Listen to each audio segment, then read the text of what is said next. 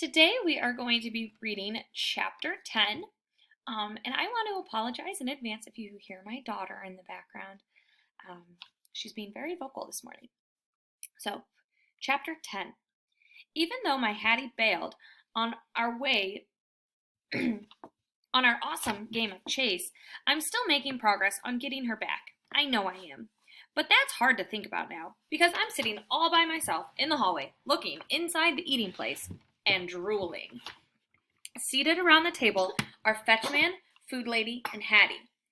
And that's not all. Angel came back.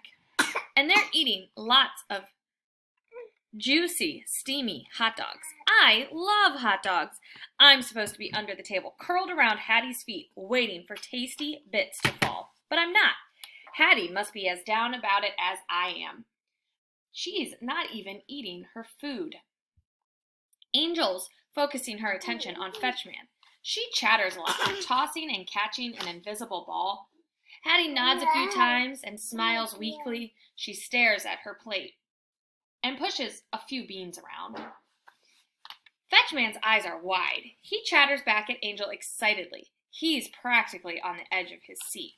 Food Lady gets up and offers Angel another plump, juicy hot dog.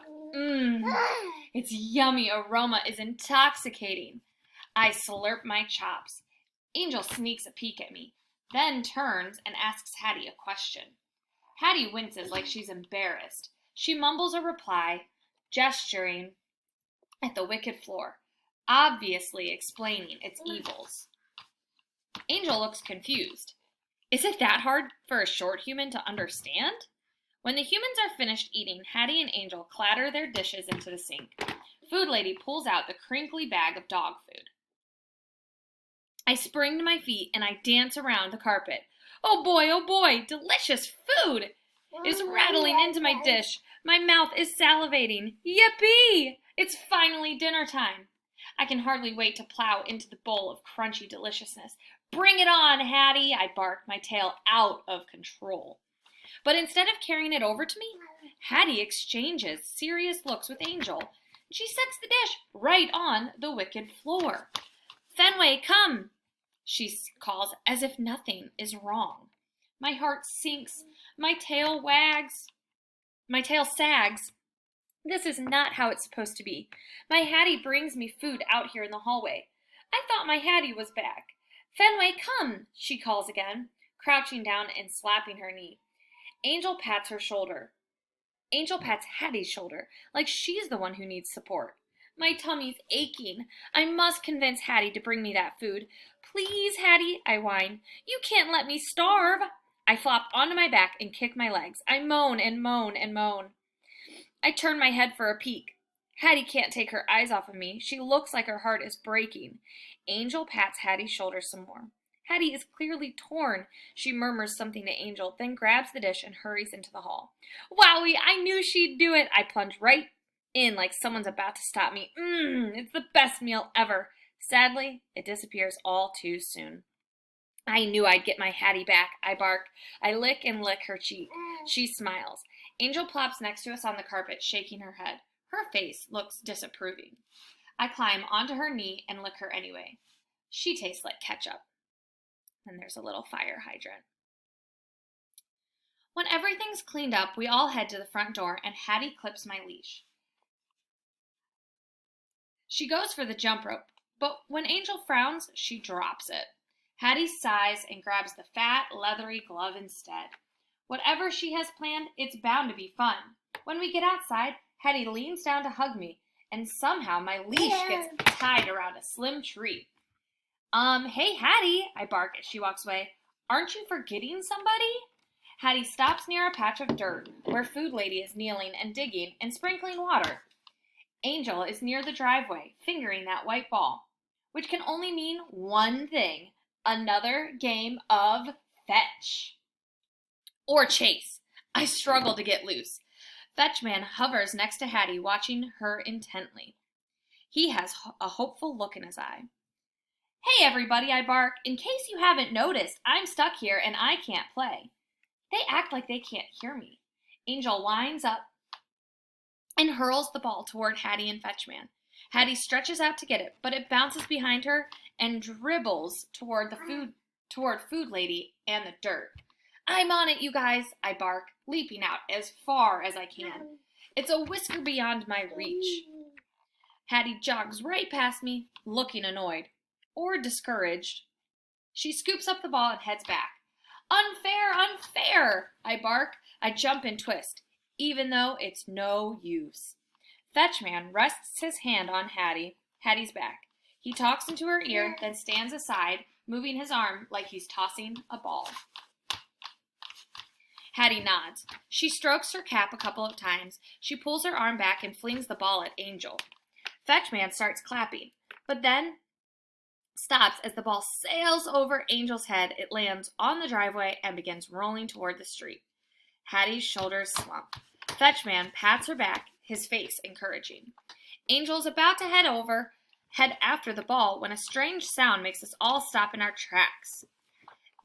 Tinky tinky tinkatoo. Is it music? Like fluty birds? It's moving towards us. It must be exciting because Angel and Hattie drop their fat gloves and squeal with glee. Do you know what this is? Fetchman does not appear the least bit curious. Food Lady does not even look up.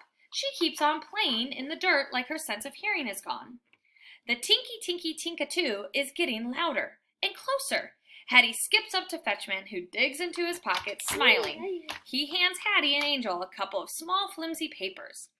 Clutching them tightly, the short humans scamper to the edge of the grass. Their heads turn in the direction of the noisy music, waiting. Until a truck turns the corner. My hackles shoot up. Is it the big brown truck coming for us again? No, it's smaller and whiter. And it's playing the tinky tinky music. Hattie and Angel hop up and down, their arms waving. Hattie, stand back, I bark, leaping and flailing. This thing must be dangerous. But she's not listening to my very obvious warnings. The truck stops right next to the short humans who are not moving out of the way. He's going to get them. Go away, we don't want you here, I bark at the truck. Like the big brown truck, this one has a human inside. He leans out the window. Hattie, full of energy, talks to him. And so does Angel. Run away, I bark to the short humans. Go inside, climb a tree, anything. Can they not hear me? Fetchman or Food Lady either? Fetchman is over at the dirt chatting with Food Lady, like everything's fine. Good thing I'm here to save the day, except for the very big problem of the leash. I pull and pull, but there's no way I can reach Truckman. All I can do is bark. You better scram or else. Hattie gives him a flimsy paper. Angel does too. And just like that, Truckman disappears. Was he scared off by my dire warnings or the short humans chattering? Unfortunately, neither. Truckman returns and shoves something at the girls. Angel bounces impatiently. She reaches her hand toward the window. Is she trying to push Truckman back inside? I told you to leave, I bark. Even though it's useless, I lunge with all my might and snap! The leash breaks off. I rocket across the lawn. I'm headed right toward that truck at full speed. Food Lady and Fetchman spring up. They race over too, like they suddenly realize the danger the short humans are in. Fenway! Fenway! They're calling, as if I'm not already on the job.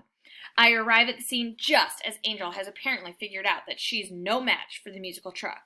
She turns to me, her eyes wide. Hattie starts shouting and waving her arms. Fenway! Stop! Food Lady and Fetchman both scream. Go away! Leave these short humans alone, I bark, baring my teeth. I'm leaping higher than I've ever leaped before. I must reach that window. I leap extra high, but I still can't reach it. As I fall back down, I collide with Angel, who lets out a shriek. Next thing I know, white creamy globs are all over her clothes. Truckman is yelling. Food Lady and Fetchman are practically breathless. But somehow, this does not prevent them from speaking very loudly. Angel pulls at her delicious-smelling shirt like it's on fire. I taste a few drips as they fly off. Sweet and frosty. I go in for a better lick. Angel jumps back. Her face is angry. Bad dog! Bad dog! She yells. Hattie squats down and grabs what's left of my leash. She shakes her finger at me. Fenway, she says with a very mad, you're in trouble voice.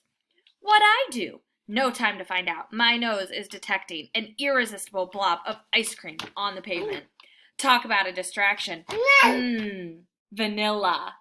You like vanilla? Yum! And that is actually the end of chapter 10.